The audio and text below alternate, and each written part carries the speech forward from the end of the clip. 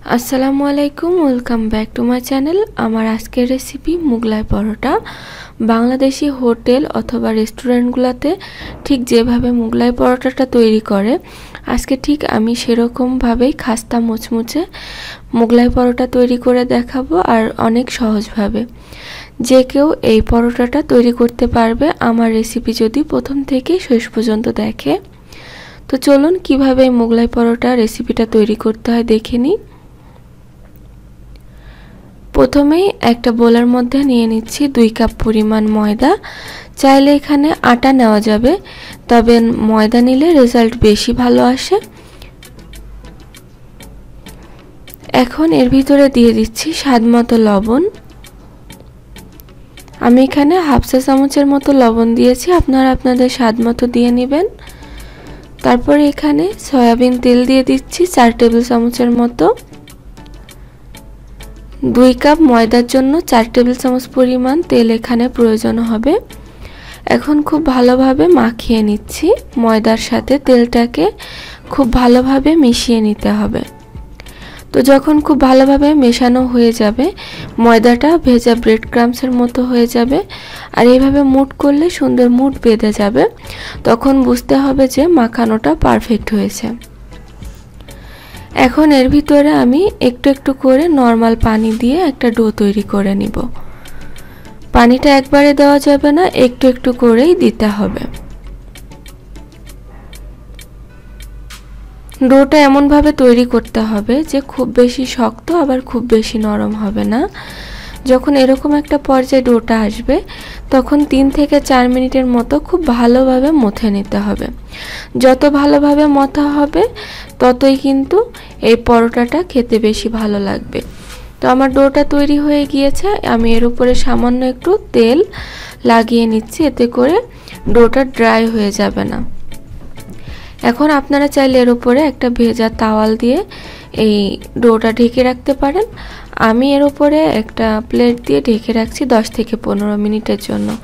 তো একটা সাইডে রেখে এখানে একটা বাটি নিয়ে এর ভিতরে 1 কাপ পরিমাণ পেঁয়াজ কুচি নিয়ে নিলাম। তারপর এখানে কাঁচামরিচ কুচি দিয়েছি 2টার মতো, তবে আপনারা আপনাদের স্বাদ মতো দিয়ে নেবেন।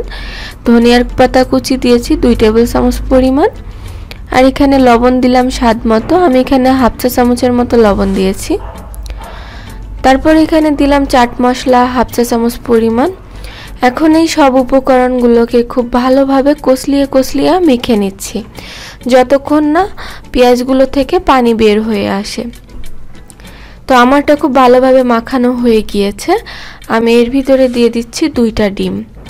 আজকে আমি 3টা মুগলাই পরোটা তৈরি করব মাত্র 2টা ডিম দিয়ে। তো ডিমগুলো দেওয়া শেষে আমি ভালোভাবে একটা কাঁটা চামচ দিয়ে ফেটিয়ে নিচ্ছি। ডিমটাকে খুব ভালোভাবে পেঁয়াজের সাথে মিশিয়ে নিতে হবে।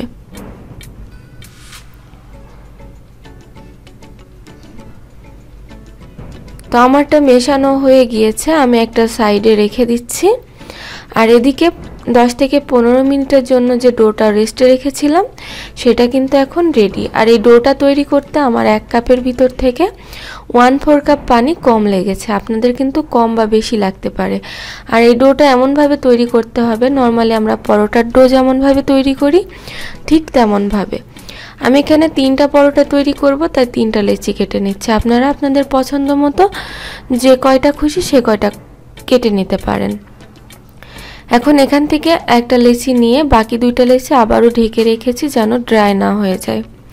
তো এখানে সামান্য একটু ময়দা নিয়ে এর উপরে একটু ঘুরিয়ে আমি এখন বেলে নিব।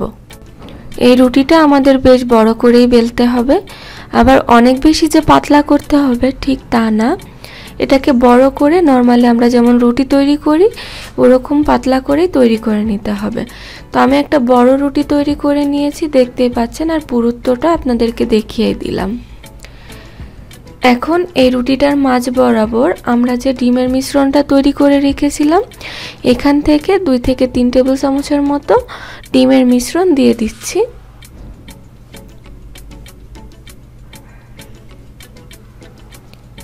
তো দিয়ে দেওয়া হয়ে গেলে আমি চামচ দিয়ে একটু চারপাশে ছড়িয়ে দিচ্ছি।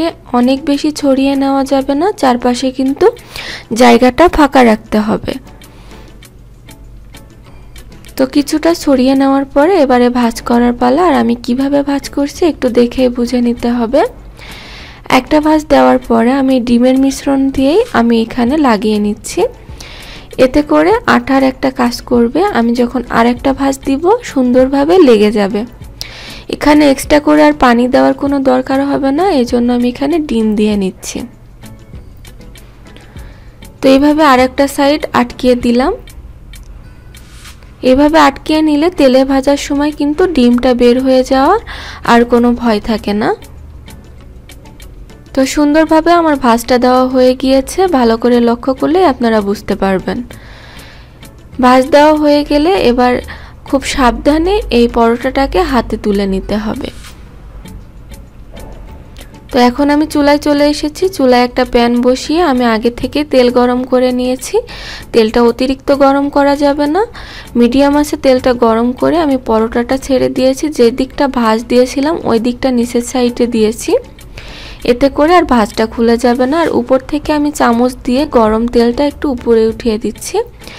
এরকম করে গরম তেল উপরে উঠালে সুন্দর করে আস্তে আস্তে দেখা যাবে যে পরোটাটা ফুলে উঠেছে।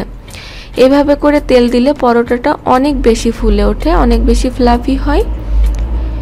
তো এইভাবে যখন নিচের সাইডটা সুন্দর একটা কালার চলে আসবে বা কিছুটা ভেজে নেওয়া হয়ে যাবে, তখন খুব সাবধানে দুইটা চামচের সাহায্যে আমি পরোটাটাকে উল্টিয়ে দিয়েছি।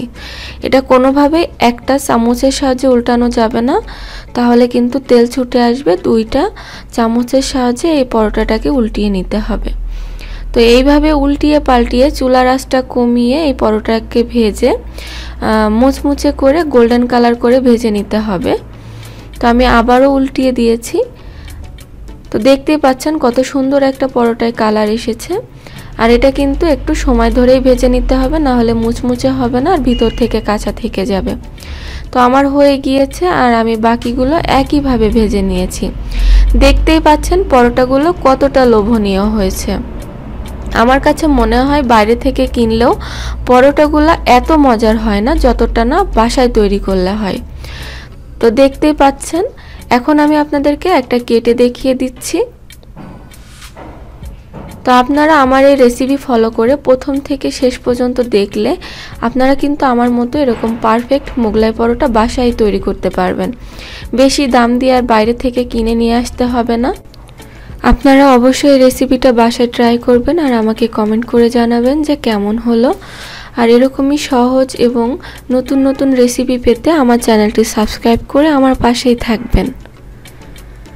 তো আজকে আমি এখানেই বিদায় নিচ্ছি। সবাই ভালো থাকবেন, সুস্থ থাকবেন। আল্লাহ হাফেজ।